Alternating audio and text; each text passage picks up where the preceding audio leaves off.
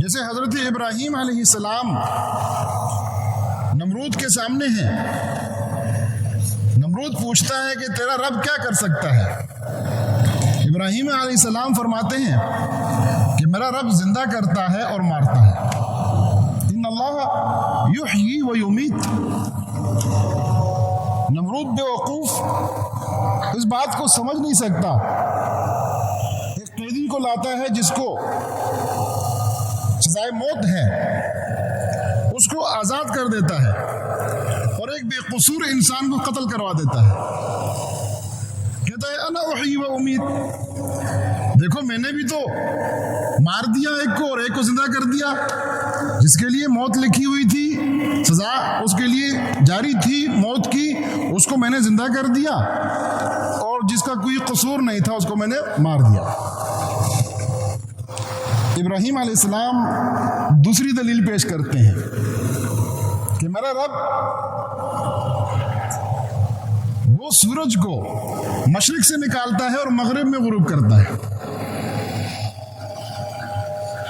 تو اب یہاں پر نمرود کے پاس جواب نہ رہا، فبہت الذی کفر، آج یہی حالت ان کی ہے، آج یہی کیفیت ان کی ہے، یہ فبہت الذی کفر کی مصداق ہے، ان کے پاس اسلام کے لیے جواب نہیں ہے، اسلام کے دلائل کے سامنے ان کے پاس کوئی جواب نہیں رہا۔ آج جس تیزی سے مسلمان اسلام میں داخل ہو رہے ہیں، ان کے پاس کوئی طریقہ نہیں ہے کہ ان کو منع کر سکیں سوائے اس کے کہ وہ اس طرح کے پروپیگنڈے کرتے ہوئے مسلمانوں کی ایک غلط تصویر پیش کریں یورپ کے سامنے، امریکہ کے سامنے، اپنے لوگوں کے سامنے، کہ دیکھو مسلمان کتنے شدت پسند ہیں، مسلمان دہشت گرد ہیں، مسلمان ایک چھوٹی سی بات پر مرنے مارنے پہ آ جاتے ہیں۔ اور نام کس چیز کا دیتے ہیں؟ نام دیتے ہیں کہ حق رائے کی آزادی، کہ جو ہم کوئی رائے رکھتے ہیں، ہماری کوئی سوچ ہے، ہم کچھ کہنا چاہتے ہیں، کچھ کرنا چاہتے ہیں، اس میں ہم آزاد ہیں اور مکمل آزاد ہیں۔ یہ مکمل آزادی والی بات خود جہالت ہے۔ ایک شخص ایک ڈنڈا گھما رہا ہے اور دوسرے کے قریب پہنچتا ہے، وہ اسے منع کرتا ہے، یہ ایک واقعہ ہے، اس کا اقتباس ہے۔ تو وہ کہتا ہے آج آزادی کا دن ہے، ہم آزاد ہو گئے ہیں۔ اسے جواب دیتا ہے کہ ٹھیک ہے تم آزاد ہو، لیکن تمہاری آزادی وہاں ختم ہو جاتی ہے جہاں میری ناک شروع ہوتی ہے، تمہاری آزادی وہاں تک ہے جہاں تک میری ناک شروع ہوتی ہے۔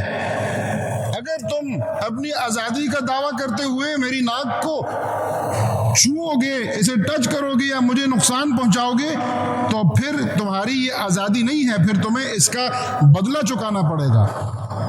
تو سامعین محترم، آزادی رائے ان کی جو بھی ہے وہ اس حد تک تو ہے کہ جب وہ کسی کو تکلیف نہ پہنچا رہے ہوں، وہ جب تک کسی کے جذبات سے نہ کھیل رہے ہوں، کسی کی مقدس شخصیات کی توہین نہ کر رہے ہوں، لیکن جب وہ اس عمل پہ اترتے ہیں تو یہ آزادی حق رائے نہیں ہے۔ اور خود ان کا عمل دیکھیے جو اس کا دعویٰ کرتے ہیں کہ ترکی نے فرانس کے وزیر اعظم کے بارے میں کہا کہ یہ پاگل ہو چکا ہے۔ اب ایک چھوٹا سا ملک فرانس یورپ کا، اور اس کا وزیر اعظم جو چند ووٹ لے کر وزیر اعظم بنتا ہے، کتنے لوگوں نے اس کو ووٹ دیا ہوگا، اس کی توہین ہو گئی۔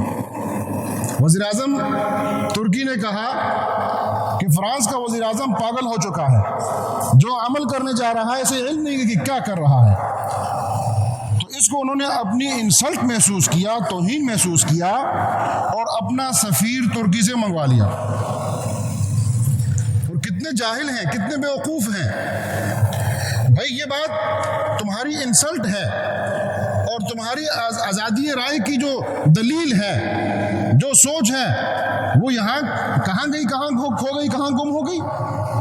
ٹھیک ہے، ترکی کے وزیر اعظم بھی آزاد ہے، وہ بھی جو کہتا ہے اسے کہنے دو، تم اسے اپنی انسلٹ محسوس کرتے ہو اور اپنے سفیر کو واپس بلا لیتے ہو۔ اور اسی طرح جن مساجد میں اس واقعے کے خلاف بات ہو رہی ہے فرانس میں، ان مساجد کو بند کیا جا رہا ہے، جو عالم وہاں آواز اٹھا رہا ہے اس عالم کو گرفتار کیا جا رہا ہے۔ یہ کہاں کی آزادی ہے؟ یہ کہاں کا سیکولرزم ہے؟